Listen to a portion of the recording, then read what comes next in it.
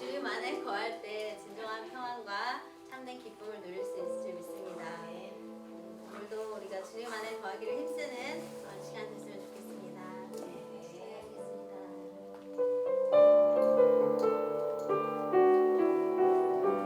나의 안에 거하라.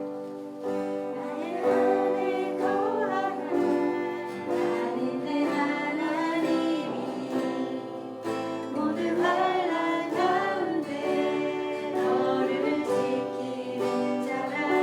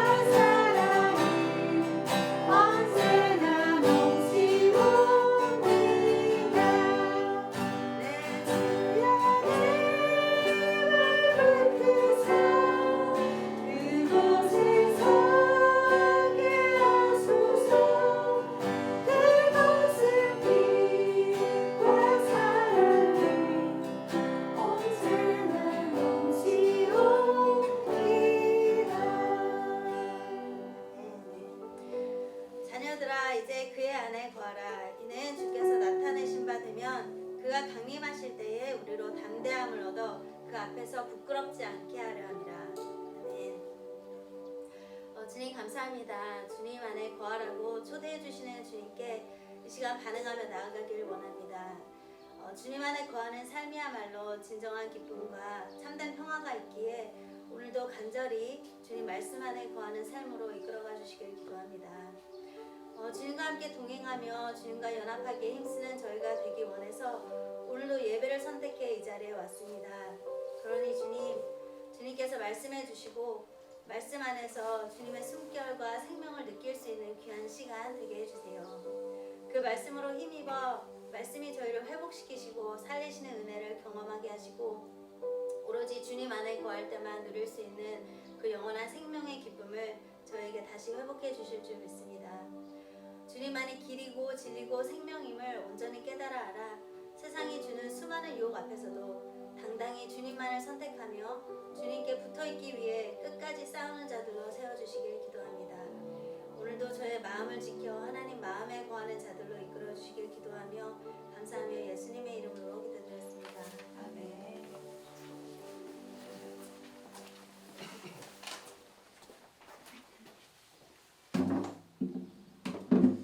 행복한 수요기도의 자리로 나오신 모든 성도님들을 환영하고 축복합니다. 우리 함께 물된 동산 찬양으로 서로를 축복하시며 나아가시겠습니다.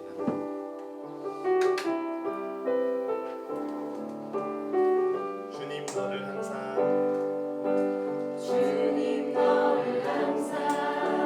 인도하시니 메마른 땅에서도 너를 만족시키니 물된 동산 같겠고 너는 물된 동산 같겠고 마르지 않는 샘같이 너는 물된 동산 같겠고 너는 물된 동산 같겠고 마르지 않는 샘같이 환영하고 축복합니다. 지난주 주일날 이제 새생명 축제였습니다. 새생명 이 전도잔치가 이번 주 마지막으로 진행되는데요. 아마 지난주에 많이 이제 못 데려오신 분들이 이번 주만 이렇게 다가오기를 기다리고 계실 거라고 생각됩니다. 지난번에 초대를 못 하셨던 분들이 있으시다면 이번 주에 꼭 초대해 주셔서 정말 풍성한 주님의 그 은혜가 누려질 수 있는 시간이 되었으면 좋겠습니다. 교회적으로 담임 목사님이 양 목사님이 상을 당하셨는데요. 함께 마음을 모아서 위로가 있을 수 있도록 기도해 주셨으면 좋겠습니다. 이제 오늘 준비된 말씀 함께 보도록 하겠습니다. 오늘 준비된 말씀은 디도서 1장 1절부터 4절까지 말씀입니다. 디도서 1장 1절부터 4절까지 말씀. 우리 4절의 말씀 함께 한 목소리로 읽도록 하겠습니다. 하나님의 종이요 예수 그리스도의 사도인 나 바울이 사도된 것은 하나님이 택하신 자들의 믿음과 경건함에 속한 진리의 지식과 영생의 소망을 위함이라. 이 영생은 거짓이 없으신 하나님이 영원 전부터 약속하신 것인데 자기 때에 자기의 말씀을 전도로 나타내셨으니 이 전도는 우리 구주 하나님이 명하신 대로 내게 맡기신 것이라. 같은 믿음을 따라 나의 참 아들 된 디도에게 편지하노니 하나님 아버지와 그리스도 예수 우리 구주로부터 은혜와 평강이 내게 있을지어다. 아멘. 오늘 행복한 수요 강좌 시리즈 디도서 첫 번째 시간으로 샘을 위해 보냄받은 사람들이라는 제목으로 홍성현 목사님 말씀을 전해 주실 텐데요.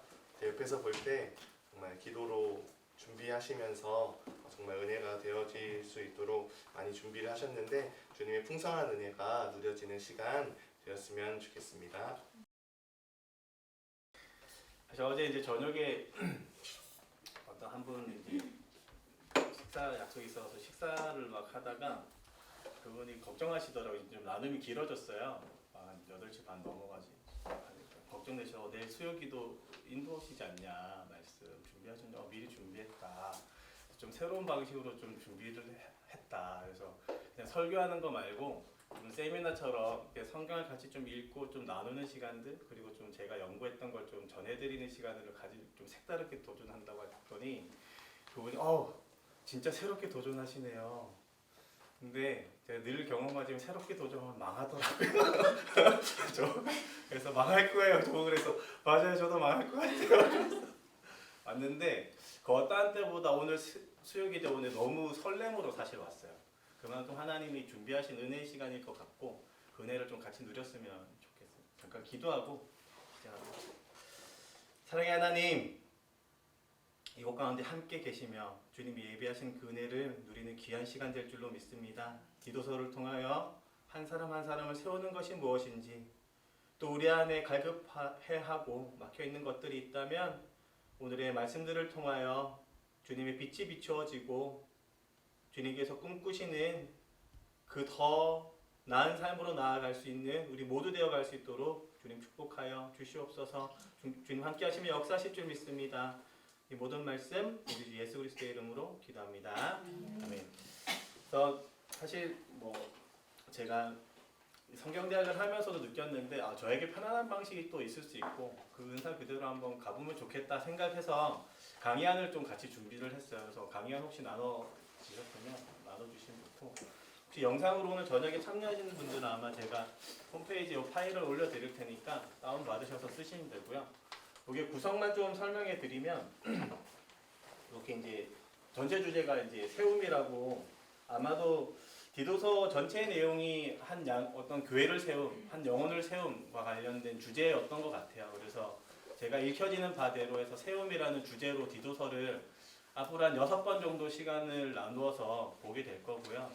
그 어떠한 때보다 제가 진짜 깊게 연구가 되어지고 있어서 그냥 단순히 지식적으로 전달되어지지 않고 그냥 은혜가 좀 전달되는 시간이 될 수 있게끔 같이 좀 기도로 준비해 주시면 좋을 것 같습니다. 그래서 첫 번째 이제 1강이라 1강이고 1강의 주제는 여기 옆에 적혀 있는 것처럼 세움을 위해 보냄받은 사람, 오늘 설교 말씀 주제 그대로입니다. 펴시면 왼쪽에는 제가 구성해 놓은 거는 전체 본문이 기록되어 있어요. 왜냐하면 이제 오늘 준비되셨으면 펜으로 하시면 되는데 다음 시간부터 더 준비가 더 알차하시다고 생각이 드시면 좀 색깔 펜들을 좀 가져오셔서 좀 같이 기록하시면서 가도 좋을 것 같아가지고요.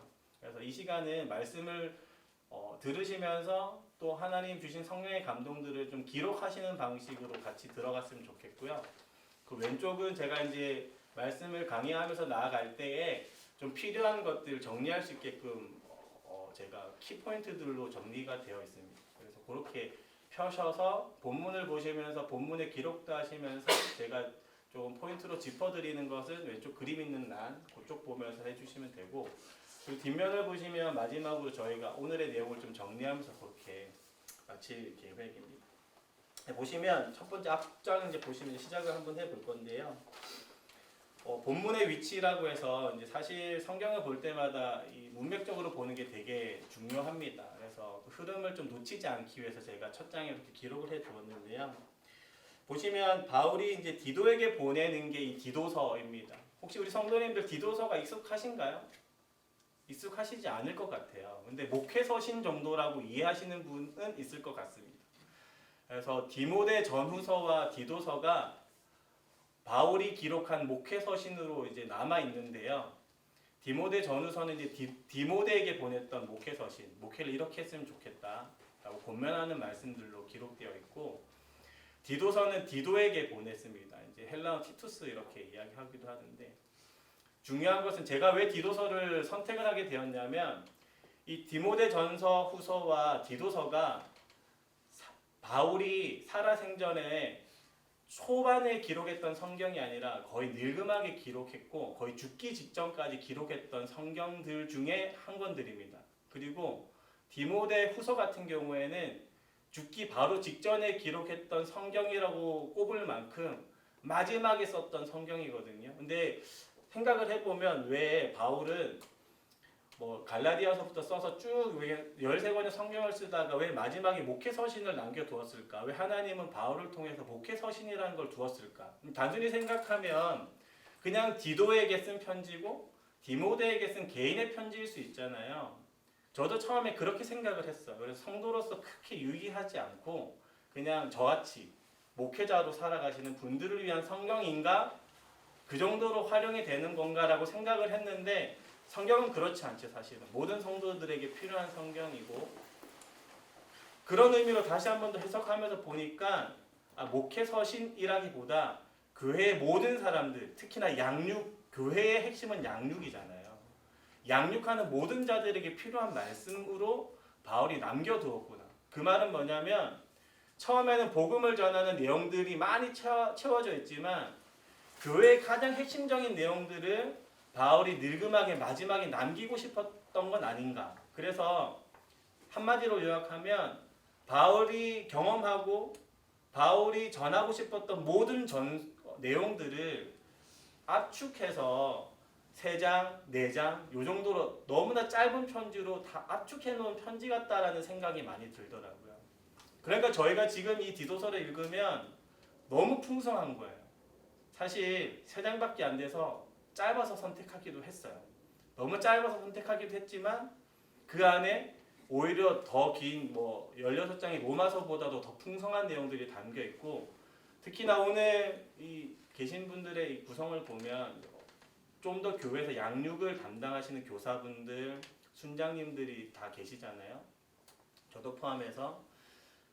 또 결국에는 일반 한 분 한 분이 결국에는 누군가를 양육해야 되는 위치까지 세워져야 되는 거고, 그런 의미로 디도서를 같이 좀 보시면서 나누었으면 좋겠습니다. 그래서 바울이 그런 의미로 지금 디도에게 편지를 남기고 있는 거고요. 그래서 3장 정도로 되게 짧지만 복음의 정수들이 담겨 있다라는 의미로 좀 해석을 하시면서 보시면 좋겠어요. 그리고 되게 긴급하게 편지를 보냈어요. 디도에게.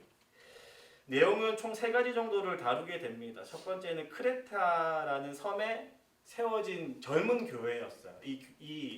지금 디도가 어디서 사역을 하고 있었냐면 크레타라는 섬이에요. 성경에 기록되어 있는, 우리 개역개정으로 되어 있는 단어는 그레데 섬이에요. 혹시 들어보신 적 있나요? 그레데 섬? 제가 이 지도를 준비해왔는데 좀 잘 보이실지 모르겠어요. 여기 부분이 그레데 섬이에요. 딱 지중해 정 가운데 있어요. 그래서 이제 이쪽이 다 그리스 지역이거든요. 이 로마 지역, 그리고 여기가 이제 갈라디아하고 소아시아 지역이에요. 성경에 말하는. 이쪽 지역이 이스라엘 지역, 이 밑에 쪽이 아프리카 지역이에요. 이 지중해를 끼고 있는 가장 정중앙에 있는 섬이 바로 이 그레데 섬인데 성경에 2번 정도 등장합니다. 첫 번째가 언제냐면 사도행전 2장에 보시면 오순절에 성령이 강림하셔가지고 사람들이 이제 각 지방의 말로 하나님의 큰 일이라고 하는 복음의 내용들을 막 전하거든요. 그때 당시에 이제 명절 때라서 각 지방에 있던 사람들이 다 예루살렘에 모여 있는데 다들 신기해 하잖아요. 그 중에서 한 사람이 어떤 사람들이 있었냐면 그레데 사람들이 있어요. 나중에 한번 2장을 한번 열어보세요. 그래서 갑바도기아에서부터 여러 지역들에서 왔고 그 중에 그레데 사람도 있더라라고 되어 있거든요. 자기들에서 우리의 말로 어떻게 복음을 이렇게 전하는, 너네가 유대인인데 히브리어만 알고 있어야 되고 헬라어 정도 알아야 되고 어떻게 그레데 우리의 토종 방언들을 알고 있냐. 되게 놀라하고 많은 학자들은 그래서 그때 복음을 전해 들었던 사람이 명절 이후에 그레데로 돌아갔을 때에 마치 로마 교회가 세워졌던 것처럼 동일한 방식으로 그레데에서 교회가 아마 탄생되었을 거다라고 많은 학자들이 추정을 하고 있고 저도 일부분 동의를 하고 있어요. 그렇게 성경에 한번 등장하는 지역. 2번째는 언제 등장하냐면 성경을 보시면 이 사도행전에서 미항이라는 곳이 아마 보였을 수 있어요. 제가 일부러 바울의 전도 여행 이 지도를 가져왔는데 이 흰색 이 검은색 선이 뭐냐면 바울이 이제 로마로 압송되던 흐름입니다. 성경을 보시면 배를 막 타고 가다가 큰 강풍을 만나가지고 배가 파손될 지경이 일어나 급하게 미항이라는 곳에 들리게 돼서 배를 수리를 하고 다시 가게 돼요. 그때 바울은 가지 말자라는 식으로 이야기하기도 선원들도 막 싸우는데 결국에는 가게 되고 이쯤 어디에서 유라굴로라는 동풍을 만나게 되고 이 멜리데 섬에서 이제 독사 손에 잡히게 물리게 되는 고일들이 벌어지는데 요 미항이 있는 곳이 그레데 섬이에요. 그래서 어떤 또 학자는 잠시 잠깐 들렸을 때 바울이 복음을 전하고 로마로 투옥됐다가 이후에 한 2년 있다가 풀려나게 되잖아요.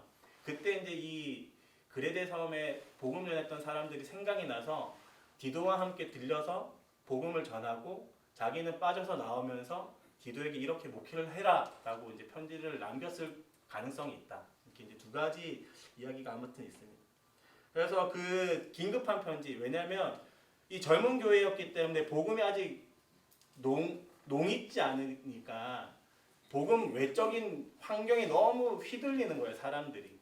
우리 성도님들도 그런 경험 있으시잖아요. 아직 복음에 대해서 뭐 지식적인 거라기보다 복음을 깊게 내가 알고 또 그걸 깊게 내가 적용하면서 점점 더 뿌리가 깊게 박힌다고 생각하기 전에는 아무런 많은 소리에 막 흔들려요. 그죠?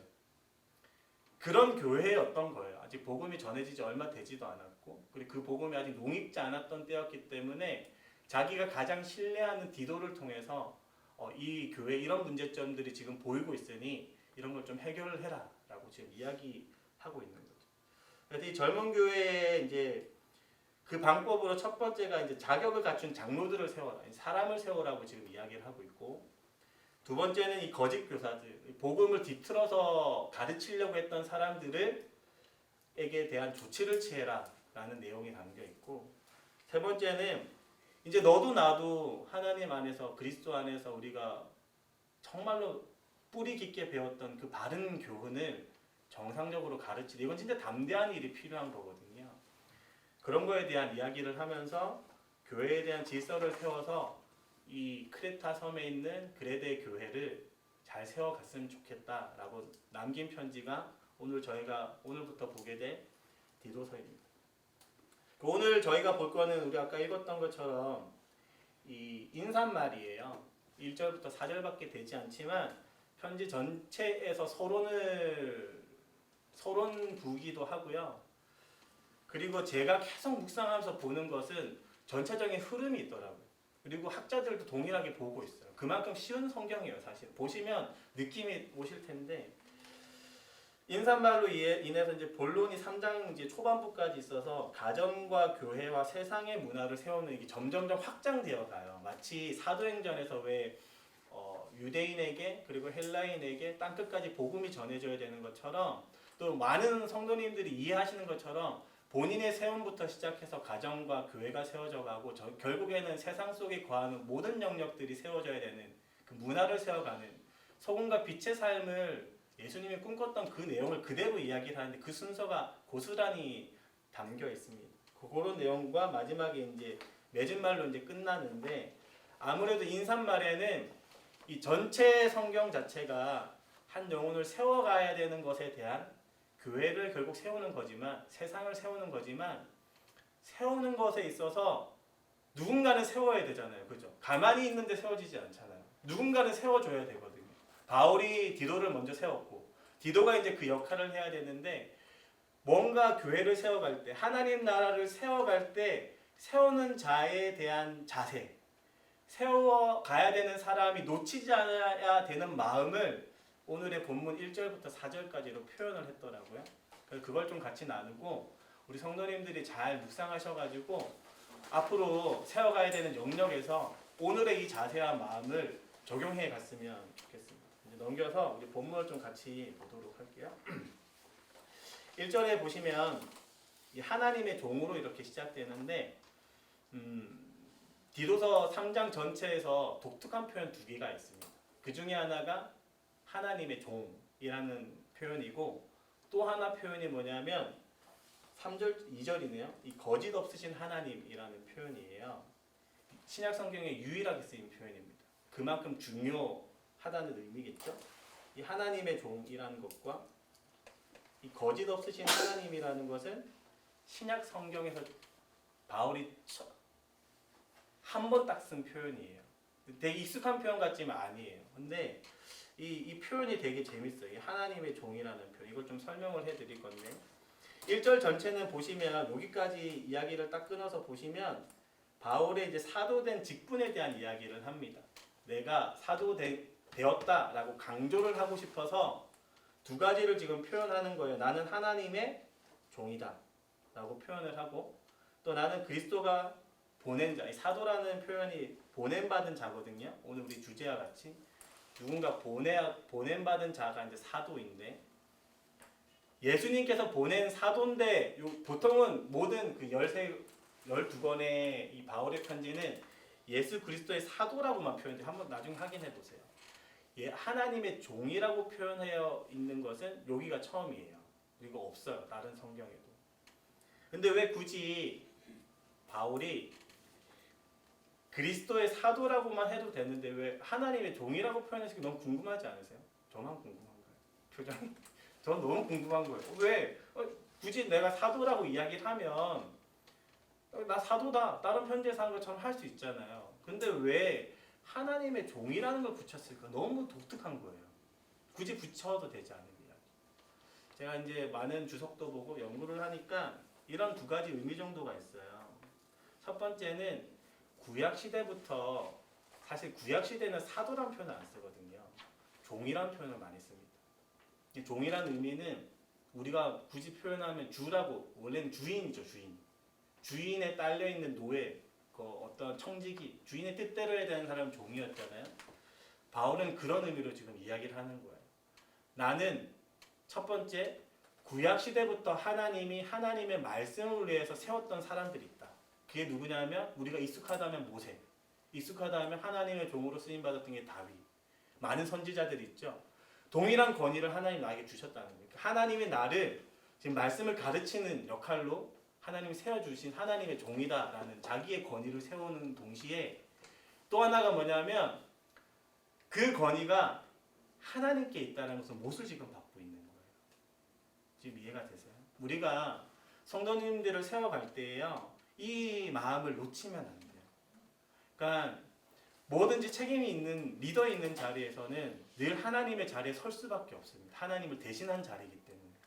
그런데 하나님의 종이라는 개념, 특히나 하나님이 보내셨고 모든 권위가 하나님으로부터 시작되고 종이란 단어처럼 하나님이 뜻하신 대로 그대로 순종하는 역할이 우리의 역할이지, 우리의 마음과 우리의 생각이 거기에 투영이 되면 안 되는 직분이라는 거예요.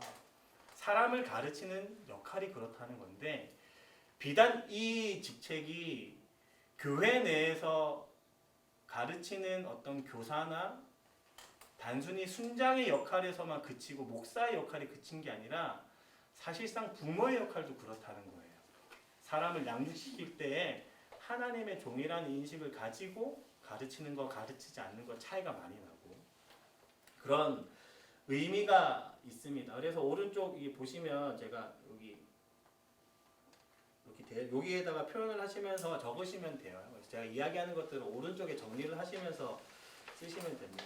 특별한 표현 두 가지 중에 하나, 이 하나님의 종이라는 것은 그렇습니다. 그래서 어떤 구약 시대부터 하나님이 주신 그 권위를 표현하는 거 하나랑 또 하나님의 종이다. 그러니까 나의 의지가 투영될 수 없는 직책이다라는 걸 명확하게 하는 겁니다. 왜 이렇게 해야 되냐면 이 그레데 사람들의 문화에서 어떤 문화가 있었냐면 이 크레데 섬이라는 이 크레타라는 것을 헬라어로 표현해서 크레티조라는 표현이 있어요. 그게 뭐냐면 당시에 거짓말을 너무 잘하는 사람들을 크레티조라고 표현했어요.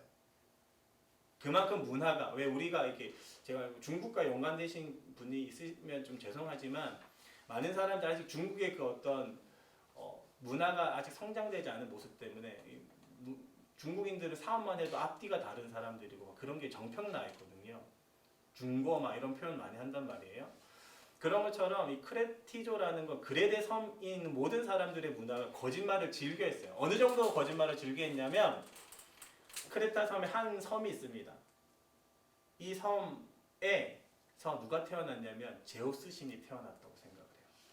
그렇게 막 소문을 냈고 우리는 제우스 신이 태어난 지역이 우리 그런 권위가 있는 그런 정도까지 거짓말을 했더라고요. 그래서 그리스 문화에서 우리 모든 문화를 우리가 다 주관하고 있어. 왜냐면 아까 보셨죠? 지역적으로도 이 지중해 중심부에 있잖아요. 그러다 보니까 많은 문화가 들어왔고 되게 지금도 이 크레타 섬에 가면 진짜 예뻐요. 그 왜 그 선전하는 그 뭐죠? 그리스 그리스 있고 되게 산토리니보다 더 이뻐요. 훨씬. 제가 사진을 준비를 못했는데 한번 찾아보세요. 진짜 이쁘거든요. 그 정도로 되게 발전돼. 그때 당시도 엄청 발전돼 있었나 봐요. 그러니까 자기들이 이제 어떤 문화를 이끌고 있다는 자부심도 있고 되게 거짓말도 많이 하는 사람들이었습니다.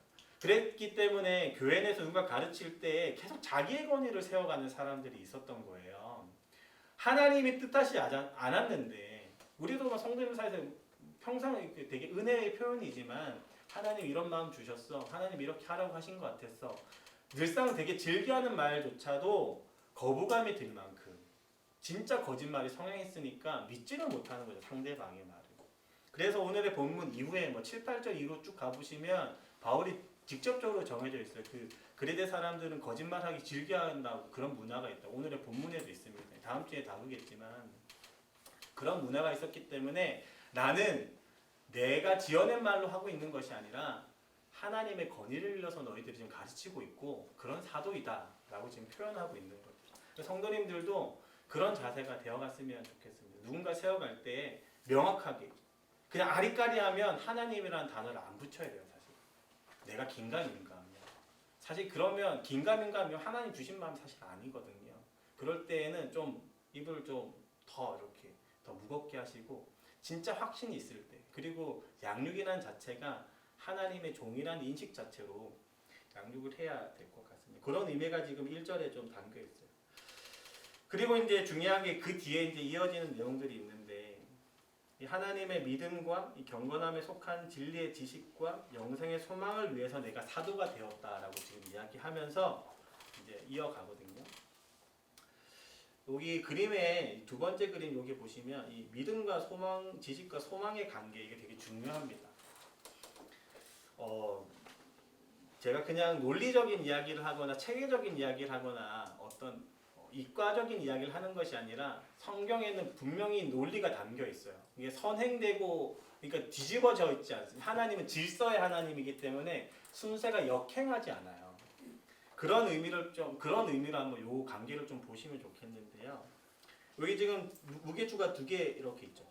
근데 요게 뭐냐면 우리 혹시 이렇게 밸런스 같은 거 하시면 통나무 이렇게 위에 사용을 해보셨죠?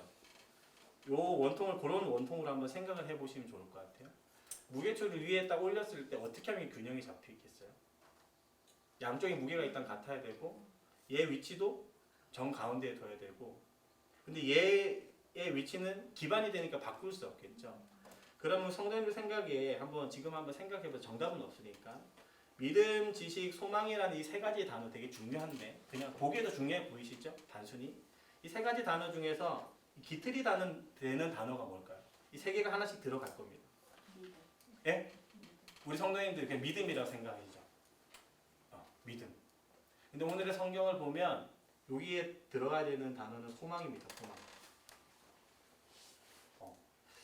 이 헬라어 저도 이제 헬라 공부를 하면서 이제 보게 된 건데 하나님 택하신 자들의 믿음과 경건함에 속한 진리의 지식과 영생의 소망을 위함이라니까 단순히 세 개가 동등한 위치에 있는 것 같죠. 근데 이제 헬라어로 보면은 전치사가 이제 카타라는 전치사가 들어가 있고 에피라는 전치사가 들어가 있는데 제가 이제 이걸 너무 지식적으로 풀기보다 다른 의미로 쓰입니다. 그래서 뭐뭐에 따라라는 의미, 그러니까 믿음에 따라, 지식에 따라 이렇게 표현하면 소망이라는 것은 이것을 기반으로 한이라는 전치사가 붙어 있는 거예요. 그러니까는 세 개가 동일한 게 아니라 소망을 기반으로 한 믿음과 지식이라고 지금 표현을 하고 있는 거예요. 그러니까는 제가 한글로 표현하면 바울은 이렇게 이야기하고 싶은 거예요. 나는 사도고 하나님이 보내주셨고 그리고 뭔가 나에게 지금 말씀을 맡아주셨는데 그리고 그 말씀을 주신 이유는 당신들에게 그리고 나에게 하나님 복음을 전하고자 한 사람의 영생의 소망의 기반을 두고 믿음과 지식을 세워가기 위해서 나를 불러주셨습니다. 보내셨습니다. 이렇게 지금 이해를 하는 거예요. 근데 이게 되게 중요합니다. 앞에 보시면 영생의 소망이라고 명확히 지금 하거든요. 사실 관계로 따지면 동등한 관계이기도 해요. 서로 다 물려있어요. 이렇게. 하나를 빼고 이야기할 수 없습니다. 믿음은 지식이 동반돼야 믿음이 성장이 되고 반대로 지식도 믿음이 있어야 또 받아들일 수 있는 거고 또 반대로 또 이 세 개가 다 묶여 있는 것처럼 소망이 있어야 믿을 수 있는 거 믿어야 소망이 있어야 또 지식도 바라보게 되고 지식이 또 풍성해지면 또 소망이 또 풍성해지고 사실 세계는 다 연결되어 있습니다. 마치 이 고린도전서 13장 13절에 나온 것처럼 그런즉 이 중에 세 가지 믿음, 소망, 사랑 중에 가장 중요한 것은 사랑이라고 할 때 사랑이 제일 우선시 되는 것 같지만 서로가 다 관계 있거든요. 하나를 빼고 사랑이 우선시 될 수가 없어요. 믿음이 있어야 사랑이 있고 소망이 있어야 사랑이 있는 거죠. 그런 관계로 지금 표현을 하는데 왜 굳이 바울이 영생의 소망을 이 가운데 두고 있을까? 한번 잘 생각해 보세요. 관계가 있다고 했죠.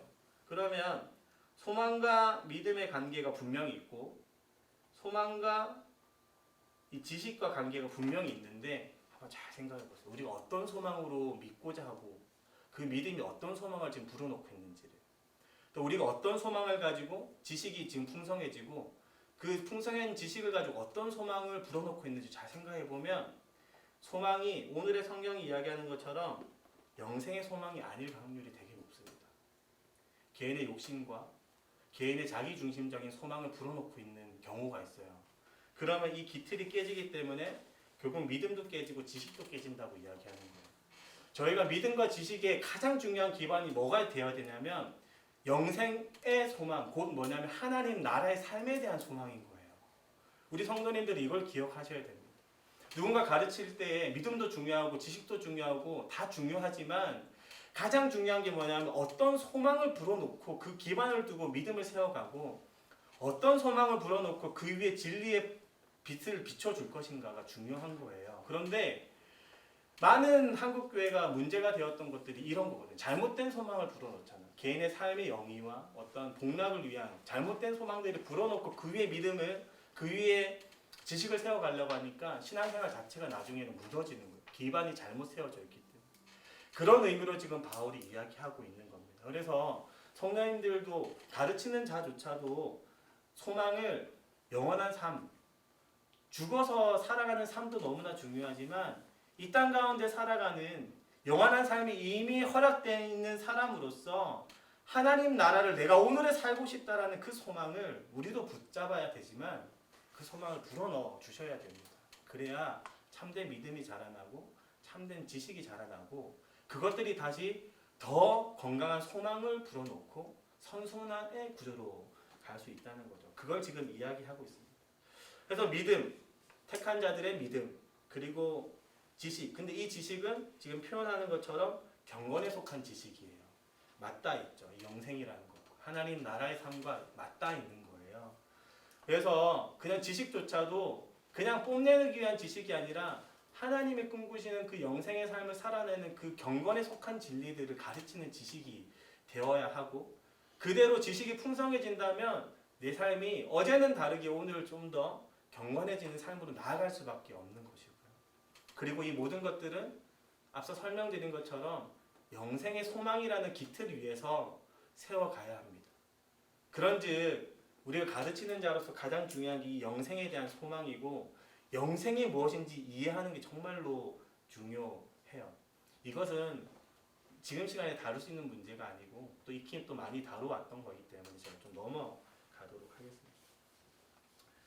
그리고 이제 그런 이 영생이 어떤 영생이냐라고 하면 이제 설명을 하기 시작할 때 이 두 번째 특이한 이 표현을 하죠. 거짓이 없으신 하나님. 이 필요한 거였습니다. 왜냐하면 그레데 문화 자체가 거짓말을 많이 했기 때문에 바울이 가르치건 혹은 바울이 지금 이 편지를 받아서 디도에게 가르칠 때 그 그레데 성도들이나 다른 문화를 접하고 있는 사람들이 동일하게 거짓말하는 사람의 말이 아니냐라고 그렇게 여길 수 있기 때문에 이 말씀은 이 영생은 거짓이 없는 하나님이 지금 우리에게 주신 사도들에게 먼저 주신 이야기들이다. 그리고 그것 자체는 우리가 너무 은혜되는 것처럼 이 택하신 자들에게 주셨다는 거예요. 택한 자들에게 영생이 이미 영원 전부터 약속되어 있다라고 지금 이야기하고 있다. 그래서 1, 2절들을 잘 묵상을 해보시면 저희에게 정말로 중요한 게 뭐냐면 영원 전부터 약속되어 있던 그 영생의 소망들이 택한 자들에게 믿음과 지식과 소망으로 부어진다는 거예요. 이해가 지금 되시나요? 하나님이 뜻하신 대로 우리가 사역을 하고 있고 하지만 우리의 의지가 개입될 여지조차가 없다고 명확하게 지금 표현하고 있습니다. 저는 어린이부 목사로서 또 교사분들 지금 신방 기간이지만 또 어떤 장년들 부모님들 신방할 때 늘 힘든 건 뭐냐면 저의 영향력이 없다 여길 때예요. 뭔가 저는 일단 뭔가 맛을 보았고 전하고 싶고 전해드렸는데 뭔가 나에게 영향력이 없구나 생각할 때 늘 좌절돼요. 아마 성도님들 다 그러실걸요. 순장으로서 한 영혼을 세워가고 싶은데 좀 더 건강하게 세워가고 싶고 소망은 분명히 있는데 안 세워질 때 진짜 낙심되어질 때가 많잖아요. 근데 오늘의 말씀을 기억하셔야 돼요. 하나님께서 그렇게 소망과 지식과 믿음으로 세워가는 그 패턴의 정점의 시작은 뭐냐면 택하신 자들에게 이루어진다는 거예요. 그리고 더 이어서 이야기를 드리면 3절에 바로 이렇게 이야기합니다. 자기의 때와 자기의 말씀으로 전도로 그 영생을 표현한다는 거예요. 우리의 때에 이루어지지 않는다는 겁니다. 사람이 잘 세워지는 것들이. 사람의 열매들이 우리의 사역의 그런 것들이 우리의 말씀, 우리의 말로, 사람의 말로, 세상의 말로 세워지지 않는다는 거예요. 하나님이 정하신 때와 하나님의 말씀으로 하나님이 택한 자들에게 그 빛이 비추어지고 세워진다는 하나님의 놀라운 일이 있는데 그것이 뭐라고요? 거짓 없는 하나님으로부터 이루어지고 하나님의 은혜로 택함받은 자들에게 부어지는 은혜라는 겁니다. 이것을 우리가 정말로 놓치지 않아야 되는데 늘상 놓치는 것 같아요. 저는 늘상 놓칩니다. 그런데 오늘의 말씀이 저에게 너무나 힘이 되어요. 우리가 가정에서 아이들을 양육할 때 내 마음대로 안 되는 거 분명히 있어요. 그럴 때 우리는 우리의 말로 우리의 때에 뭔가 이뤄가려고 한 이 욕심과 이 잘못된 소망이 부어지는 순간부터 우리의 마음이 점점 힘들어질 수 있고 오히려 그럴 때 더 무게의 추를 좀 붙잡으시고 하나님의 때와 하나님의 말씀이 있고 그리고 하나님이 택했다는 그 확신, 그 약속 이 영원전부터 하나님이 약속하신 이 약속을 믿음으로 붙들기 소망합니다. 이 믿음으로 우리가 나아갈 때 더 흔들림 없이 또 요동침 없이 또 내 인격에 부족함이 드러나는 것이 아니라 양육받는 그 피대상자에게 하나님 성품이 우리를 대신해서 드러날 줄로 믿습니다. 그래서 이 약속을 붙잡고 이 믿음으로 나아갈 줄 아는 저와 여러분 되길 주님의 이름으로 축복합니다. 그리고 이런 말씀으로 자기의 때에 사람이 세워지는 이런 것들이 결국에는 이 전도로 나타난다는 거예요. 우리가 표현하는 전도. 그게 우리가 지금 양육하는 시간들입니다. 얼마나 중요하겠어요, 저희의 위치가. 하나님의 영생은 분명히 창세전부터 계획되어 있고 세워갈 일이고 확정된 일인데 이것이 반드시 전도로 나타난대요. 그리고 이 전도가 누구를 통해서 이 전도가 누구에게 맡겨져 있다고요? 내게 맡겨져 있다. 이 바울에게 맡겨져 있다. 보냄받은 자, 사도에게 맡겨져 있다는 거예요. 그걸 풀어서 우리에게 적용을 하면 이 너무나 중요한 일이 사람을 세워가는 이 전도밖에 없는 일, 가르치고 세워가는 일이 우리의 말로 입으로 분명히 전달되어야 되는 사항이고 그것이 지금 우리의 직분, 우리에게 맡긴 바 된 일에서부터 시작된다는 거예요. 그러니까 너무나 귀한 사역을 우리 성도님들이 감당하고 계신 겁니다. 우리 순장님들이 너무나 중요한 일들을 감당하고 계세요. 그러니까 힘든 게 당연한 거고 어려운 게 당연한 거고 부딪히는 게 당연하지만 오늘의 말씀들이 힘이 되었으면 좋겠습니다. 하나님이 나를 택하셨구나. 나를 보내셨구나. 이 우리 순원을 위해서 나를 전도할 수 있게 나를 지금 보냈구나. 사랑하는 내 가족을 위해서 복음을 내게 맡기셨구나. 내가 전하지 않으면 이 사람 세워지지 않겠구나 라는 그 사명의식을 회복해 갔으면 좋겠습니다. 그러되 오늘의 말씀에서 이야기하는 것처럼 그때와 방식은 하나님의 방식입니다. 하나님의 말씀으로 하나님의 때로 그리고 하나님의 은혜 영역이라는 걸 끝까지 붙잡으며 나아갔으면 좋겠습니다. 그렇게 이야기하면서 이 인사말의 마지막을 이렇게 표현합니다. 같은 믿음을 따라라고 이렇게 이야기해요.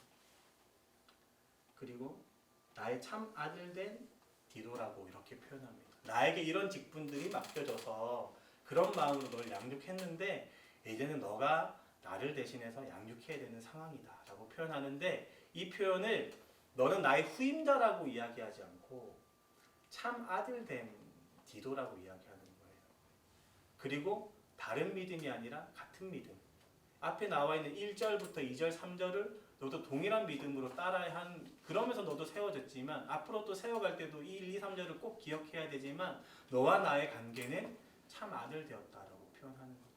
관계성을 분명히 이야기하고 있습니다. 우리 성도님들도 양육하는 대상을 영적인 아들과 영적인 자녀로 꼭 붙잡고 생각했으면 좋겠습니다. 육체적 아들도 있겠지만 이분을 잘 세워서 나중에 결국에 이런 고백을 할 수 있으면 좋겠어요. 너무나 힘든 과정을 다 겪고 지나서 같은 믿음을 따라 이제 성도님은 또 다른 사람을 세워가야 되고 당신은 나의 진짜 친딸 같습니다. 네, 그런 마음으로 세웠습니다. 표현했으면 좋겠어요. 제가 이번에 장례식 갔다가 이제 오는 길에 막 뒤에서 이제 세 분 여기 지금 현장에 다 계시는데 뒤에서 막 너무 재밌는 이야기를 막 하시다가 한 분 순장님이 세워지는 이야기를 막 하시는 거예요. 너무 은혜되는 이야기였어요. 아마 그분은 순장으로 세워질 때 얼마나 또 겁도 나고 힘이 드시겠어요. 또 그 순장을 내려놓으시는 분도 되게 불편하시고 힘드셨겠죠. 근데 너무 그 웃음으로 막 대화를 막 나누시는데 참 사람의 일이 참 그런 거다. 누군가는 순장에 대한 너무나 질고 했었어도 누군가 또 세워지기 위해서 좀 잠깐 자리를 비켜줘야 되고 또 누군가는 어렵지만 또 순장의 자리에 또 올라가서 또 누군가를 또 세워가야 되고 이게 교회겠다 라는 생각이 좀 많이 들더라고요. 우리 성도님들이 지금 세워가시는 분들의 목표를 좀 더 높게 잡았으면 좋겠습니다. 참 아들, 같은 믿음을 따라 또다시 하나님이 보내시는 자로 세워가는 우리 아들들이 그랬으면 좋겠고 우리의 순원들이 그랬으면 좋겠고 우리 다음 세대가 그랬으면 좋겠어요. 그것을 지금 바울이 이야기하고 있습니다. 그리고 마지막으로 지금 4절의 이야기는 이 은혜와 평강이 너무나 중요해요. 왜 바울은 이렇게 인사말마다 은혜와 평강으로 마칠까라는 생각이 되게 많이 들어요. 그런데 오늘의 본문을 저는 계속 묵상하면서 무슨 생각이 드냐면 가장 중요하기 때문인 것 같아요. 진짜로. 하나님의 은혜라는 것을 놓치는 순간 나의 의로 사람을 세워가기 시작하고 또 하나님의 은혜뿐만 아니라 하나님이 주시는 평강이 없으면 늘 불안함으로 누군가를 세워가게 될 겁니다. 그 모습 속에서 불안함과 염려 아마 저가 7년 동안 어린이부에서 보여줬던 모습들이 평강이 없는 모습이었지 않았을까 싶기도 해요. 그래서 하나님이 주시는 평강의 마음으로 한 사람을 양육해가는 것 또 그 모든 것이 은혜라고 고백할 수 있는 것 자체가 진짜 은혜구나 싶거든요. 우리 성도님들이 집에서 아이들을 양육해갈 때도 또 교회에서 누군가 또 세상에서 또 누군가를 세워갈 때에도 진짜 하나님으로부터 또 예수님으로부터 이 은혜의 평강이 날마다 부어졌으면 좋겠습니다. 그래서 끝까지 믿음으로 붙잡고 이 한 영혼이 오늘의 바울이 고백하는 것처럼 진짜 참아들로 세워가는 그 기쁨이 무엇인지 우리도 같이 공유했으면 좋겠어요. 그것이 넘쳐나는 한옥금 교회가 되어갔으면 좋겠습니다. 아멘이신가요? 그래서 디도에게 이 은혜와 평강을 바라고 있다. 이걸 진짜 놓치면 안 됩니다. 하나님으로부터 주어지는 은혜, 하나님으로부터 양육하는 자의 그 평강의 마음이 날마다 임하기 소망합니다. 우리 이제 그러면 전체 내용을 좀 정리하고 오늘의 내용을 마치고 우리 찬양하고 기도로 좀 나아갔으면 좋겠는데요. 답을 굳이 달자면 아마 이제 이해가 되실 거예요. 우리는 사도입니다. 사도. 성도. 우리 지금 계신 분들 하나님이 다 보내신 분들이에요. 복음을 맡아서 전도의 방식으로 한 영혼을 세워가도록 보냄받은 사도입니다. 우리가 보냄받은 이유는 뭘까요? 하나님이 잊지 않아야 됩니다. 뭐라고요? 택한 자. 우리가 택한 자가 아니에요. 하나님이 택한 자를 세우기 위함입니다. 더욱이 어디에 기반을 해야 된다고요? 소망이에요. 더 정확하게는 영생의 소망입니다. 하나님 나라의 삶을 꿈꾸는 소망. 그리고 그 삶이 오늘에 구현되지 않더라도 결국에는 완성돼서 우리가 누릴 소망이라고 여기는 그 아름다운 소망을 들고 나아가야 하는 거예요. 그래서 무엇보다도 이 영원한 삶에 대한 소망의 강조가 중요한 거죠. 그리고 이 영원한 삶은 뭐라고요? 누가 약속하셨다고요? 거짓이 없으시죠. 이게 우리에게 진짜 소망이 되는 겁니다. 성경에 나와 있는 모든 내용들이 다 임할 거예요. 하나님이 거짓말 하시는 분이라 우리는 일찌감치 우리의 믿음이 다 넘어졌을 겁니다. 민수기 28장 19절 20절에 보면 하나님은 사람이 아니시니 거짓말 안 하시고 후회가 없으시다고 표현하잖아요. 그 소망을 붙잡는 저와 여러분 되었으면 좋겠습니다. 그리고 이런 영원한 삶에 대한 영생에 대한 소망들이 하나님의 때에 하나님의 말씀으로 소망이 나타나고, 그리고 보냄받은 자들 우리들의 뭐를 통해서요? 전도를 통해서 나타납니다. 이게 꼭 가르치는 자리가 필요한 거예요. 피할 수 없습니다. 누군가는 해주겠지. 그럼 그 사람은 절대로 구원의 영역 들어올 수 없다는 걸 꼭 인지해 줬으면 좋겠습니다. 내가 그 사람이다 여기고 더 용기를 내시고, 다만 은혜와 평강의 마음으로 그리스도의 성품으로 건면하고 도닥여주고, 아니면 하나님 때를 기다리고, 이런 선순환 구조로 나아갔으면 좋겠습니다. 그래서 우리가 기억해야 되는 두 가지, 하나님의 은혜, 하나님의 평강, 이것을 기억하고 오늘 이후로부터 교회 내에서 세워가는 마음들이 더 풍성해졌으면 좋겠습니다. 혹시 사람을 세워가는 마음에서 막혀있는 것들이 있었다면 오늘의 말씀이 진짜 소망이 되었으면 좋겠고, 정말로 아름다운 영혼들을 세워가는 우리 하늘꿈 교회 되길 주님의 이름으로 축복합니다. 우리 잠깐 찬양하고 나아가도록 하겠습니다.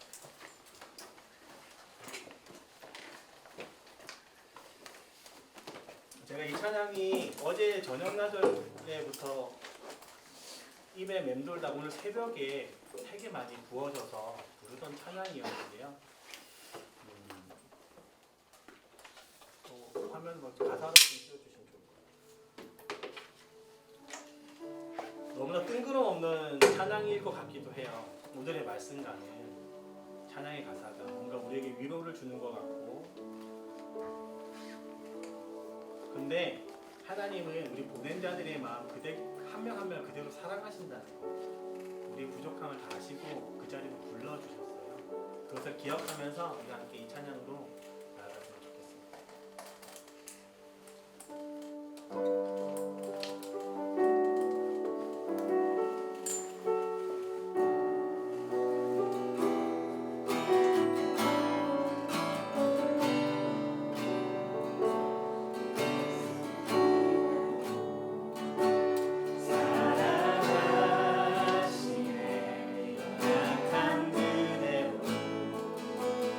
사랑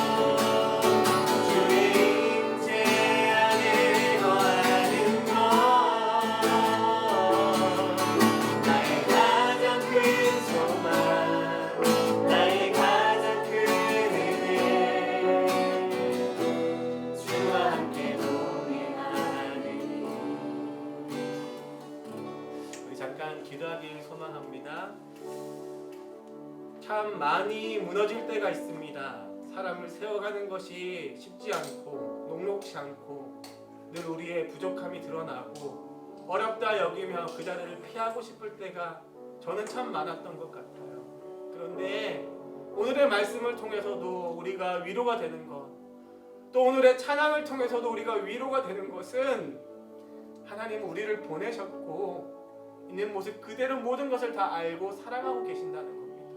우리 이 시간 기도할 때 하나님 여전히 나를 이 자리에 세워주셔서 감사합니다 고백하며, 또 나의 부족함이 여전히 드러날지라도 주님의 사랑이 깨지지 않음을 고백하며, 특별히 보낸 자의 그 목적 그대로 한 영혼을 세워가는 그 은혜와 평강의 마음을 누릴 수 있는 우리가 될 수 있도록 인도하여 주시옵소서. 우리 잠깐 기도하며 나아가도록 하겠습니다. 기도하겠습니다. 주님, 특별히 소망하며 주님 우리 안에 주님의 은혜와 그 평강을 바라는 마음으로 사람을 세워가는 이 일을, 이 아름다운 직분들을 감당할 수 있도록 주님 허락하여 주시옵소서. 주님 교사로 부르셨고 또 한 부모로 부르셨고 이제는 교회의 하나님 나라 공동체에 너무나 중요한 순장으로 부르시며 앞으로 요소요소에 주님이 보내시는 한 사람 한 사람을 세워가실 자임을 우리가 고백하며 나아가오니 주님 도와주시옵소서. 우리의 부족함이 드러날 때마다 마음이 무너지는 것이 아니라 오늘의 말씀을 붙잡고 택한 자들에게 우리의 입술로 드러나는 그 은혜가 무엇인지, 하나님의 때에 하나님의 말씀으로 그 은혜의 때를 맛보는 것이 무엇인지, 그 기쁨이 무엇인지, 그 자유함이 무엇인지를 주님이 세우신 한 영혼 한 영혼들이 누릴 수 있도록 주님 허락하여 주시옵소서. 사람의 마음이 세워지는 것이 아니요 사람의 지혜가 세워지는 것이 아니요 사람의 때가 세워지는 것이 아니라 하나님의 은혜가 드러나길 소망하오니 그 은혜와 평강의 마음으로 우리가 날마다 그때까지 연단의 소망을 들고 걸어가며 인내의 수고함을 들고 걸어갈 수 있는 우리 하늘큰 교회 되어갈 수 있도록 주님 축복하여 주시옵소서. 우리 특별히 서로를 위하여 더욱더 기도할 줄 아는 공동체 되길 소망합니다. 보낸 자의 마음이 무엇인지 알며 보낸 받은 자의 어려움이 무엇인지 알며 서로가 서로를 위하여 기도하고 그 안에 믿음의 끈을 더욱더 붙잡는 우리가 되어가길 소망하오니 순장님이 순장님들의 어려움을 더욱더 헤아릴 수 있도록 도와주시옵고 주님 교육자가 교육자의 어려움을 더욱더 헤아릴 수 있도록 도와주시옵고 또 나아가 성도와 성도와 주님 이 교회의 모든 지체들이 주님 안에 정말로 그 어려움들을 서로 알고 주님이 꿈꾸시는 그 은혜의 영역에 그 자유함을 누려갈 수 있도록 주님 허락하여 주시옵소서.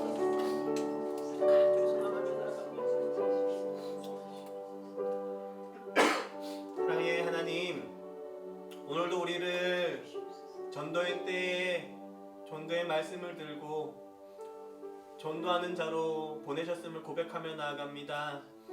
하나님 은혜의 평강의 마음을 끝까지 붙잡고 한 영혼을 주님의 때에 맞춰 아름답게 주님의 말씀으로 세워가는 그 기쁨을 누릴 수 있도록 주님 축복하여 주시옵소서. 주님 수고하는 자들의 그 눈물과 수고하는 자들의 그 헌신이 이 땅에 떨어지지 않음을 고백하며 나아갑니다. 한 영혼 한 영혼들 세워가는 그 기쁨이 무엇인지 우리 하늘꿈 교회가 알게 하여 주시옵고 참된 영생의 소망들을 통하여 하나님 나라를 끝까지 대망할 줄 아는 모든 성도님들 되어가며 결국에는 한 사람 한 사람이 주님께 보냄받은 자로 한 영혼을 세워가는 그 기쁨을 다 같이 누려갈 수 있도록 주님 허락하여 주시옵소서. 주님 함께 하시며 역사하실 줄 믿사오며 이 모든 말씀 우리 주 예수 그리스도의 이름으로 기도합니다. 아멘. 우리 이제 찬양 나의 등 뒤에서 좀 신나는 찬양인데 어색할 수 있습니다. 이제 패턴 한번 설명드리고 이게 신나게 좀 힘차게 새 힘을 얻는 마음으로 탁 찬양하시고 다시 경건한 마음으로 또 기도 한번 들어가겠습니다. 이해되셨죠? 우리 같이 한번 찬양하겠습니다. 박수로 새 힘을 주실 하나님을 생각하며 함께 찬양하며 나아가겠습니다.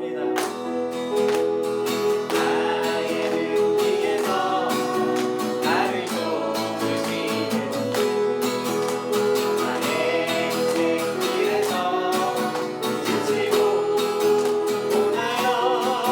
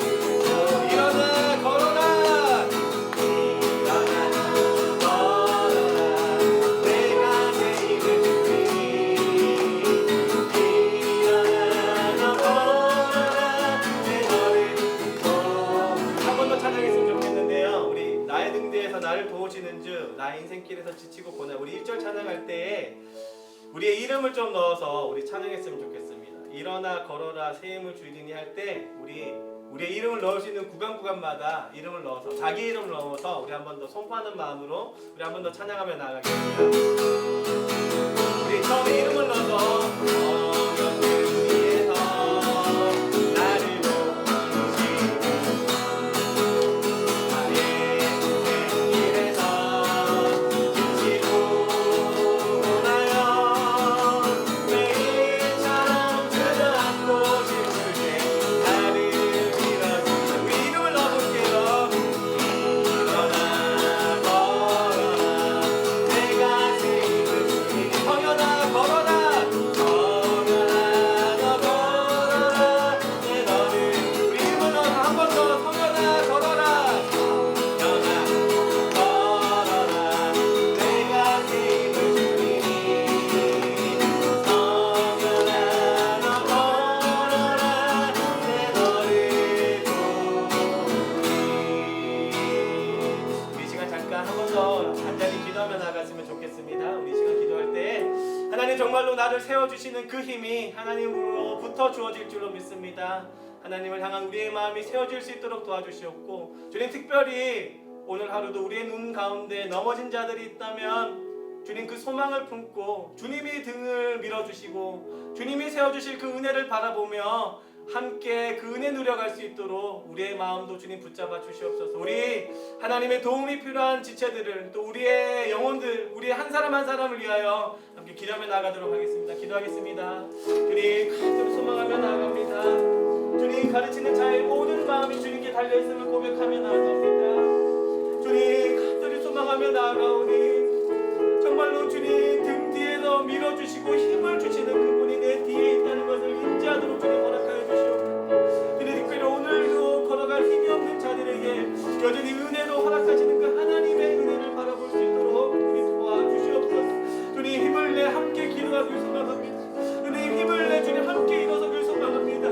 하나님 하오나 우리 안에 그 일어설 힘이 없음을 주님 앞에 고백하며 나아가오니 주님 도와주셔서 등 뒤에서 은혜를 허락하시는 그 하나님의 손길을 맛볼 수 있도록 도와주시옵고 여전히 우리를 사랑하시며 이끄시는 그 하나님의 은혜를 바라볼 줄 아는 우리가 되어갈 수 있도록 주님 허락하여 주시옵소서. 주님 새 힘이 부어지길 소망합니다.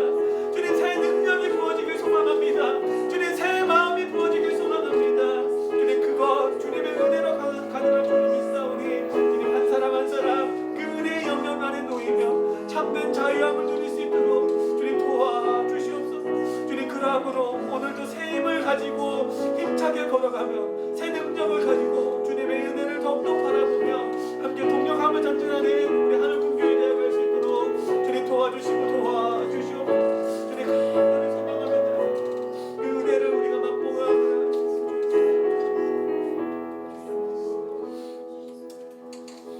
사랑의 하나님 새 마음과 새 능력이 주님의 때와 주님의 말씀으로 임할 줄 믿습니다.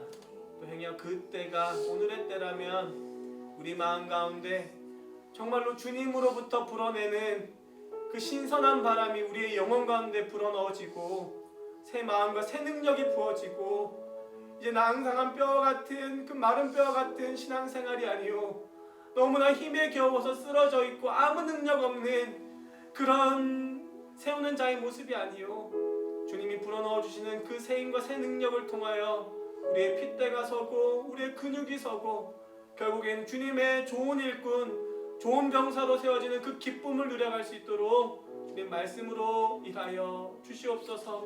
주님 함께 하시며 역사하실 줄 믿습니다. 이 모든 말씀 우리 주 예수 그리스도의 이름으로 기도합니다. 아멘.